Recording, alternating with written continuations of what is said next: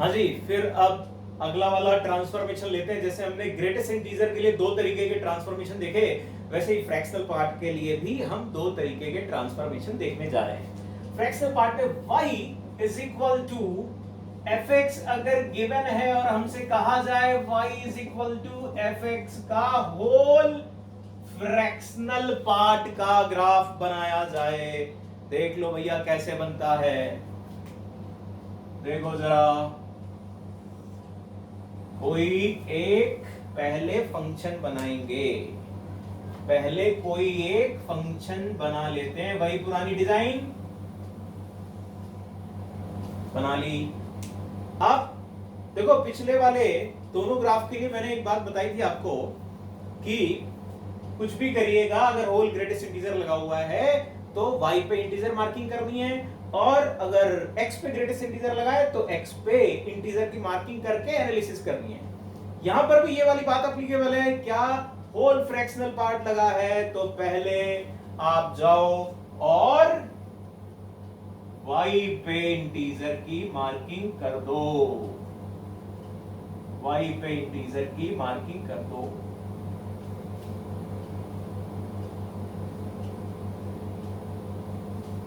फिर उसके करस्पॉन्डिंग पूरे ग्राफ को कट कर दिया जाए पीस वाइज। पूरा ग्राफ पीस वाइज कट करने जा रहे हैं, देख लो।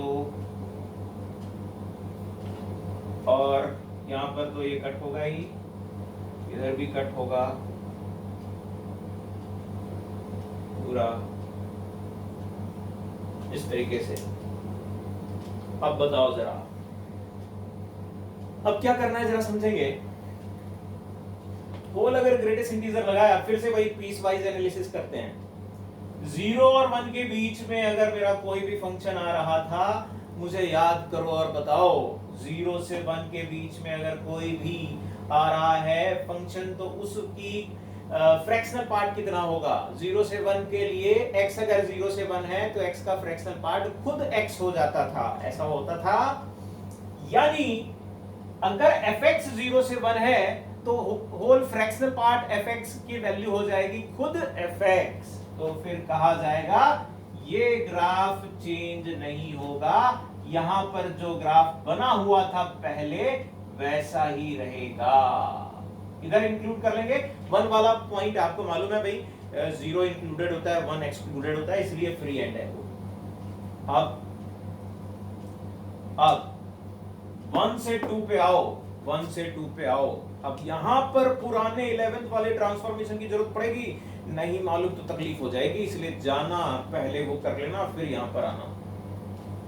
तो 1 से 2 पे, 1 से 2 पे अगर आप जा रहे हो तो उसका फ्रैक्शनल पार्ट याद करो, जल्दी से बताओ मेरे को। अगर x बिलोंग करता था 1 से 2 तो फ्रैक्शनल पार्ट ऑफ x क्या हुआ करता था। पहले तो फ्रैक्शनल पार्ट ऑफ x की डेफिनेशन दिमाग में रखो, ये होती थी x minus greatest integer of x, यानी ग्रेटेस्ट इंटीजर ऑफ x की वैल्यू कितनी है -1, तो फ्रैक्शनल पार्ट x -1 होता है। अब आपका मतलब यहां पर हमें समझ में आ गया कि ये क्वांटिटी fx -1 हो जाएगी, fx -1 हो जाएगी। क्यों कह रहा था 11th वाला वो रिवाइज करके आना।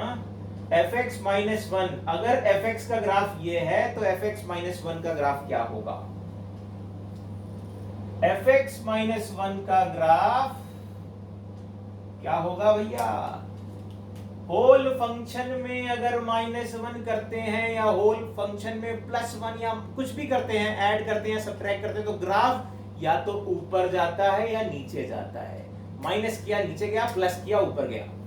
तो यहां पर माइनस हो रहा है, यानी ये पूरी ब्रांच गिर जाएगी 1 यूनिट गिर जाएगी। यही डिजाइन ले रहा हूं मैं, इसी डिजाइन को मैं बनाने जा रहा हूं, लेकिन 1 यूनिट नीचे कर दूंगा। बस ध्यान से देखना भैया, ये बन गई ब्रांच, इसी ब्रांच को गिरा दिया मैंने, नीचे इंक्लूडेड और ये ओपन कर दिया।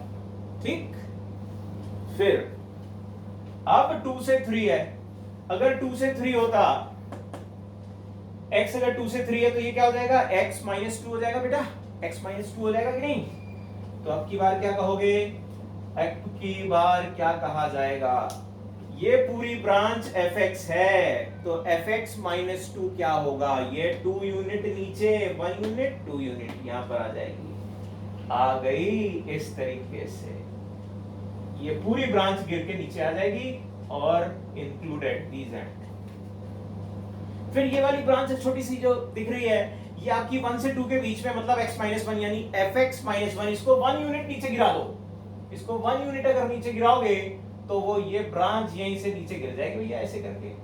ये पॉइंट फ्री रहेगा, क्यों? ऊपर वाले 1 वाले पॉइंट तो कहीं भी नहीं आने वाले। ठीक, इधर आओ जरा। ये क्या कहता है? ये कह रहा है -1 से 0।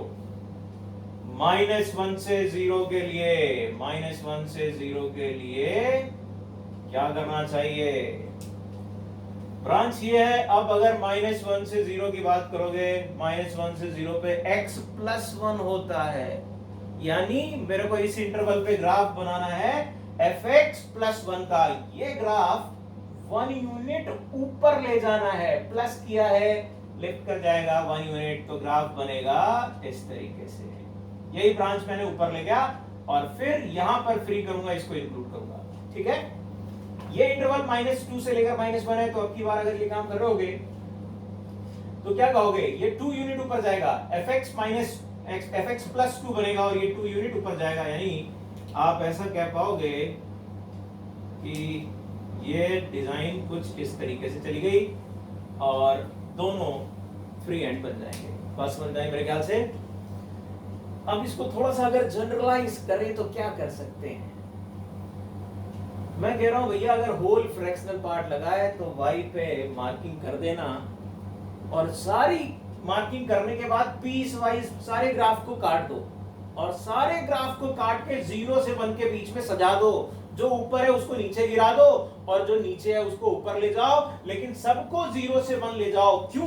मुझे मालूम है फ्रैक्शनल पार्ट की रेंज होती है 0 से लेकर 1, 0 से लेकर 1 के बियॉन्ड तो ये जा ही नहीं सकता।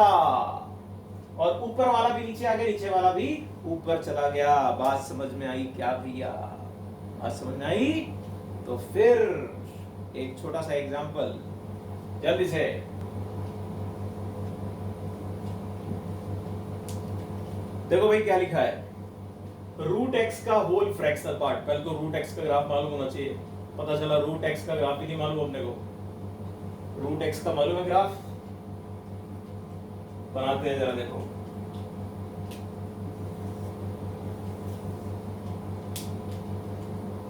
जैसे कि √x अगर y लिया है आपने, तो आप x² y, x y² बोल सकते हो। बोल सकते हो क्या बेटा?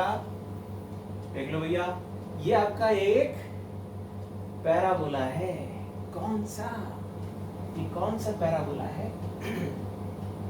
ये पैराबोला जिसमें कि ओपनिंग राइट साइड आएगा, लेकिन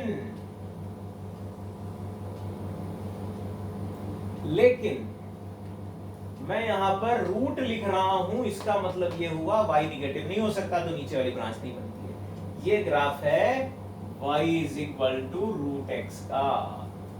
ठीक, अब बाकी आगे वाला काम क्या भैया? आगे वाला काम ये कि पहले इंटीजर मार्किंग करो। इंटीजर मार्किंग कर दो किस पे? y पे, और ग्राफ को कट करते जाओ।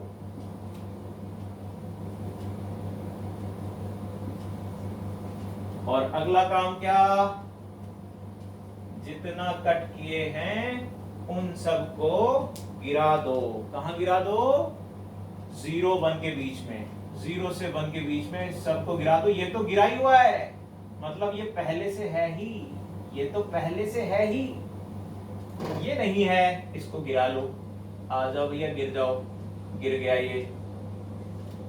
ये वाली ब्रांच नहीं है, इसको भी गिरा लो।